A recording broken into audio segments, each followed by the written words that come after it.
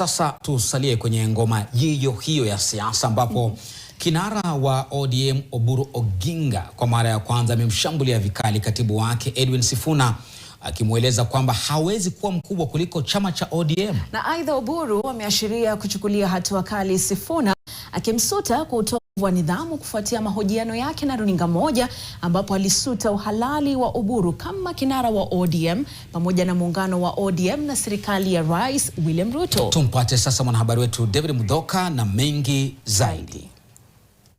Kwenye ujumbe wake kwa wanachama na Wakenya kwa ujumla, kinara wa ODM Oburu Oginga amevunja kimya chake kuhusu mienendo ya kisiasa ya hivi karibuni ya katibu mkuu wa chama hicho Edwin Sifuna. Oburu alitangulia kwa kusema nikinukuu, "Kwanza, kama kiongozi wa chama cha ODM, nimepewa jukumu la kusimamia na kuelekeza uongozi wa chama pamoja na utekelezaji wa dhamira yake kwa maslahi ya taifa na uendelevu wa chama chetu. Katika nafasi hii, napenda kusisitiza kuwa ODM ni chama cha kidemokrasia kinachoruhusu mijadala na mazungumzo ya ndani." Oburu anaendelea nikinukuu, "Hata hivyo, ni muhimu kushughulikia masuala kadhaa yaliyoibuka. Katika miezi ya hivi karibuni, katibu mkuu amekuwa na changamoto za mara kwa mara katika kutofautisha kati ya maoni yake binafsi na sera rasmi za chama kama zinavyoamuliwa na vyombo vya kikatiba vya chama. Hali hii inaeleweka, imeleta mkanganyiko miongoni mwa wanachama na wafuasi." Kinara huyo wa ODM anaanza kugonga ndipo, akiangazia zaidi kejeli za Sifuna kwa uhalali wa mchakato wa kumtawaza kama mrithi wa kakake mdogo Raila Odinga aliyekuwa kiongozi wa ODM.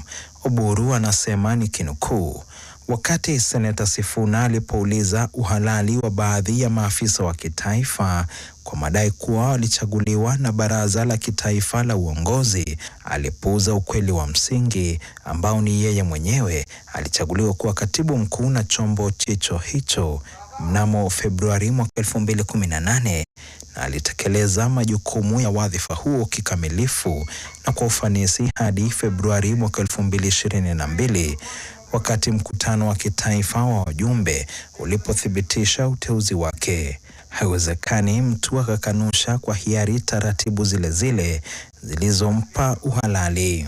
Akisisitiza jinsi Sifuna alivyo kigeugeu, Oburu anaongeza nikinukuu, "Vilevile, haikuwa rahisi kupuuza mgongano wa msimamo wa katibu mkuu kuhusu mazungumzo ya kabla ya miungano ya kisiasa.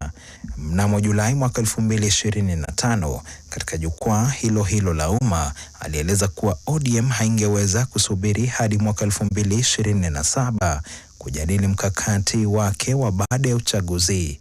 Leo anahoji umuhimu wa kuanzisha mazungumzo ya mapema na washirika wanaowezekana kabla ya uchaguzi." Akitishia kumchukulia hatua kali Sifuna, Oburu ambaye pia ndiye seneta wa kaunti ya Siaya amesema nikinukuu, "Napenda kusisitiza tena kuwa ODM inasalia kuwa imara, yenye mshikamano na iliyojikita katika misingi yake ya awali. Mijadala inakaribishwa, lakini lazima iwe ya kuwajibika na kuzingatia nidhamu ya chama. Hakuna mtu yeyote, bila kujali cheo chake, aliye juu ya maamuzi ya pamoja ya chama." Oburu anaongeza nikinukuu, "Tutaendelea kushirikisha wanachama wetu, kushauriana na vyombo vyetu na kuendeleza mazungumzo yanayoongozwa na itikadi yetu na maslahi ya wananchi wa Kenya. Lengo letu ni wazi, kujenga Kenya yenye haki, ushirikishwaji na demokrasia. Natoa wito kwa wanachama wote kusalia makini, wenye nidhamu na waliodhamiria kutimiza maono yetu ya pamoja." Mwisho wa nukuu. NTV ilikumbana na kimya kizito na kirefu ilipotaka kusikia kutoka kwa Sifuna kuhusu ikiwa yeye ni kigeugeu na ikiwa na taarifa kuhusu hatua za kinidhamu ambazo huenda zikachukuliwa dhidi yake.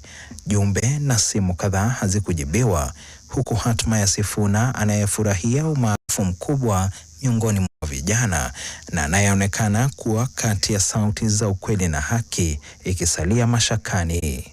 Ni mara ya kwanza sasa kinara wa ODM Oburu Oginga ametoa makucha yake dhidi ya Edwin Sifuna, huku kombora lake sasa likiibua maswali kuhusu hatma ya Sifuna kama katibu mkuu wa ODM. David Muthoka, NTV, Nairobi.